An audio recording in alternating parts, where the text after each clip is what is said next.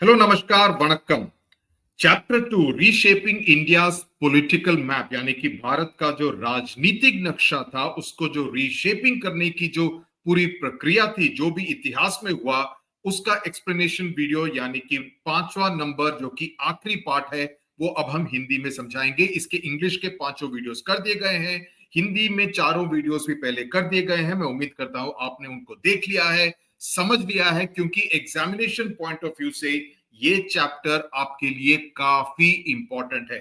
अब चलते हैं आखिरी एक्सप्लेनेशन वीडियो में, जिसमें कि हम पूरे तरह का जो एडमिनिस्ट्रेशन था यानी कि जिस तरह से पूरे साम्राज्य को संभाला जाता था उसकी प्रक्रिया के बारे में पूरी तरह से समझेंगे।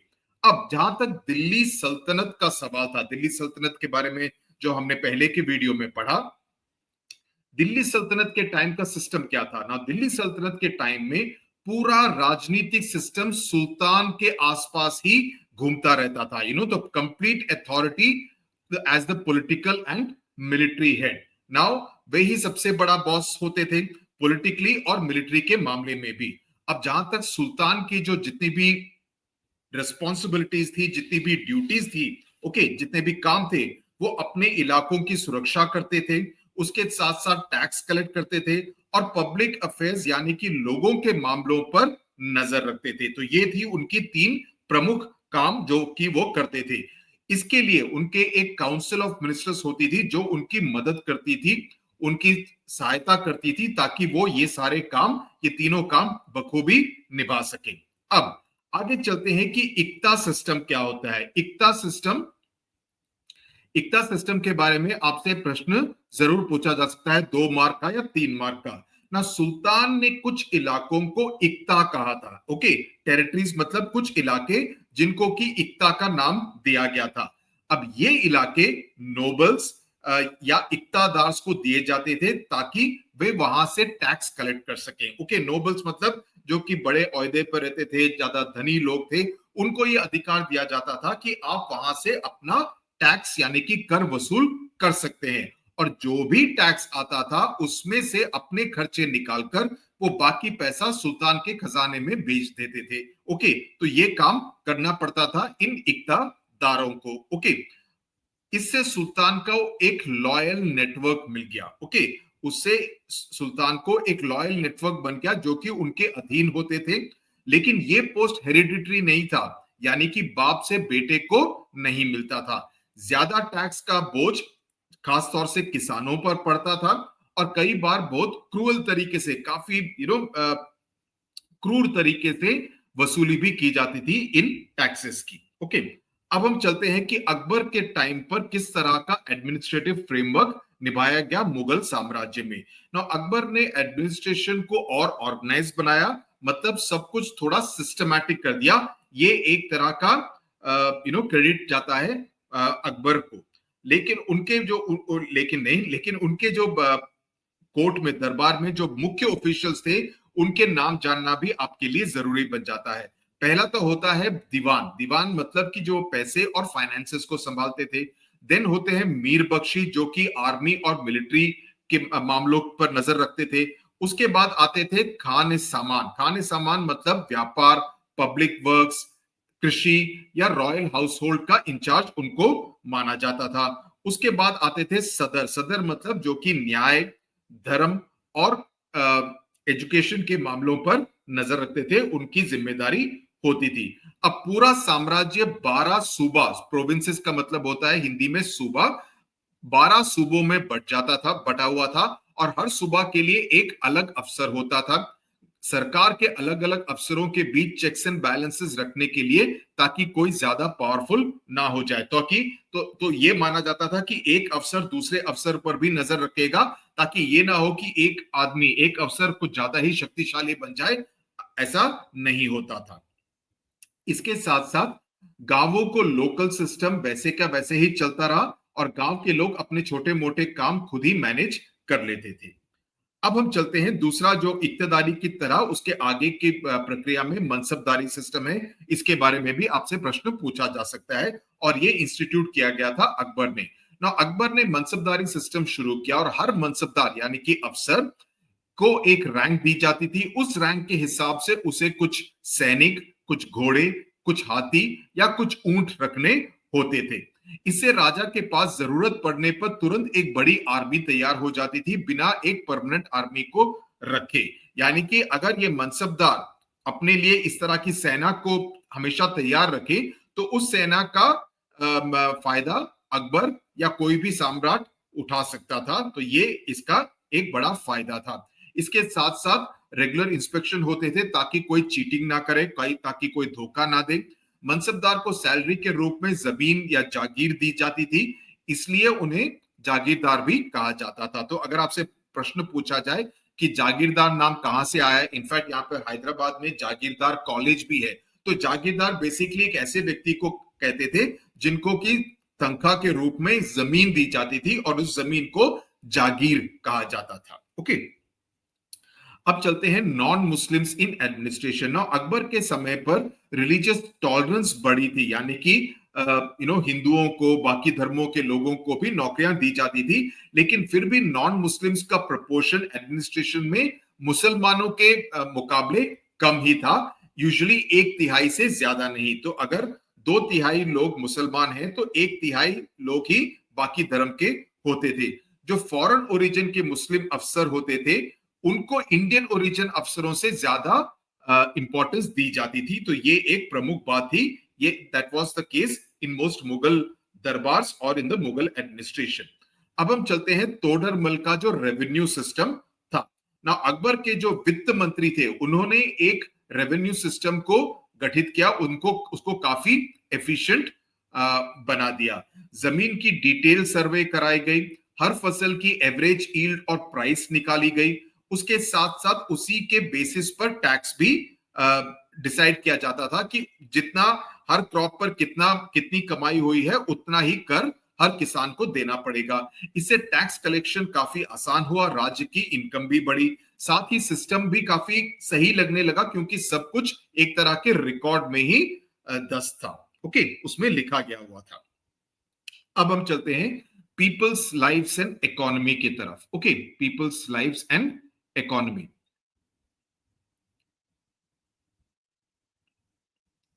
अब हम इंडिया की जो इकोनॉमी थी उसमें काफी ऊर्जा थी।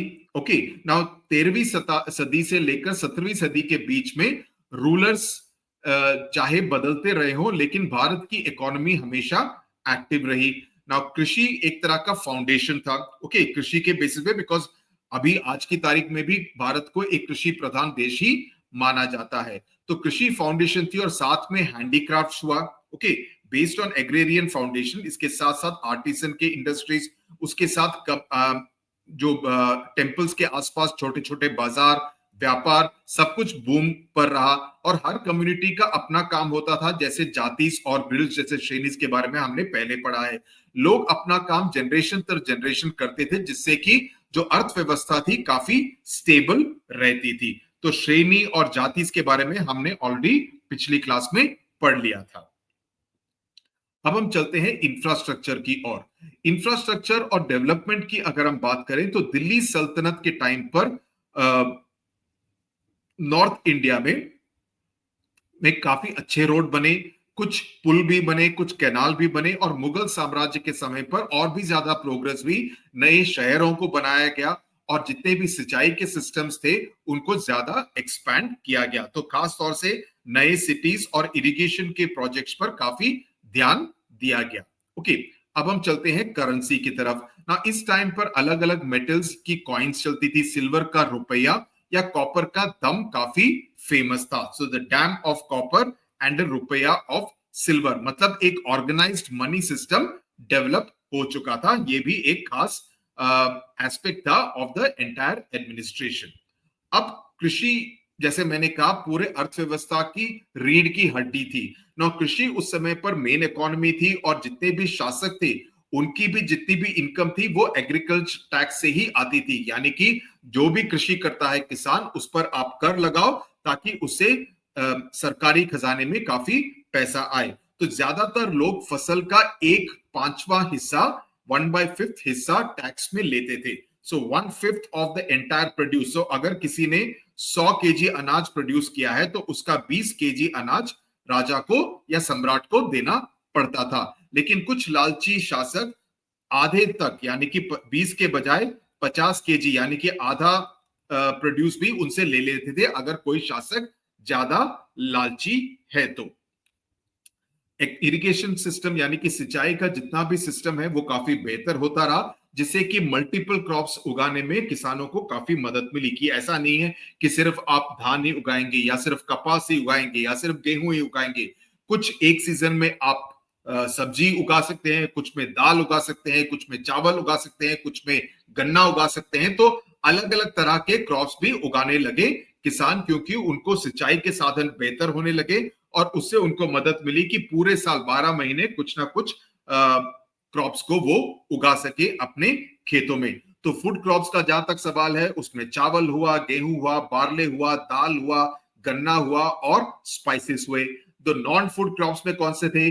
कपास हुआ, सिल्क हुआ, ऊन हुआ, डाइस हुए, टिम्बर हुआ, जूट हुआ, ये सब नॉन फूड क्रॉप्स थे। कभी कभी सूखे की स्थिति भी काफी हो जाती थी, ओके, सूखा भी पड़ जाता था और गरीब किसान इससे गरीब किसानों पर काफी खराब असर पड़ता था। और तब सभी शासक की दयालुता पर डिपेंड करते थे कि किसी ना किसी तरह से मदद मिल जाए। तो राजा या सम्राट पर भी वो निर्भर होता था कि क्या वो दया दिखाएगा या नहीं।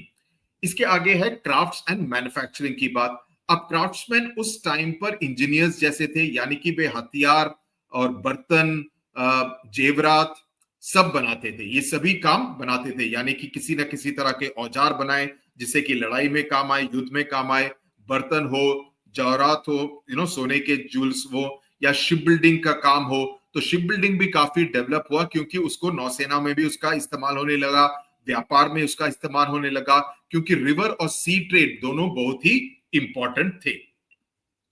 जहां तक व्यापार का सवाल है, इंडिया एक तरह का ग्लोबल मार्केट बन गया था, क्योंकि इंडिया में जो भी सामान बनाया जाता था वो पूरे विश्व में काफी प्रसिद्ध था। और जितने भी बंदरगाह थे, पोर्ट थे, जैसे कैलिकट हुआ जिसको कि आज की तारीख में कोड़िकोड कहा जाता है, मंगलुरु हुआ, सूरत हुआ, मछलीपट्टनम, इसका पुराना नाम मसूलीपट्टनम था, और हुगली, आजकल फिर से उसी नाम पे चले गए हैं लेकिन मॉडर्न नाम मछलीपट्टनम है, राइट।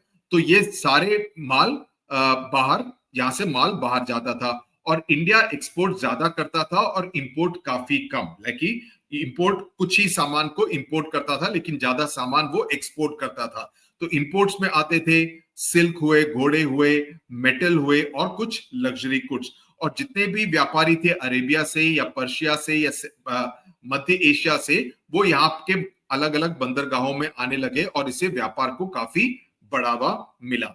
अब हुंडी सिस्टम क्या होता है ना? हुंडी सिस्टम बेसिकली एक पुराना बैंकिंग का सिस्टम की तरह है ना। जितने भी व्यापारी थे उन्होंने एक सुपर स्मार्ट तरीका निकाला, यानी कि हुंडी सिस्टम।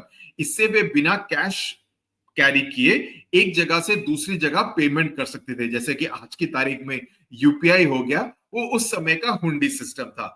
जैसे आज हम चेक या ऑनलाइन ट्रांसफर करते हैं या यूपीआई का इस्तेमाल करते हैं, वैसे ही हुंडी एक रिटर्न इंस्ट्रक्शन होती थी कि इससे पैसे वहां दे दो, इतने पैसे वहां पर दे दो।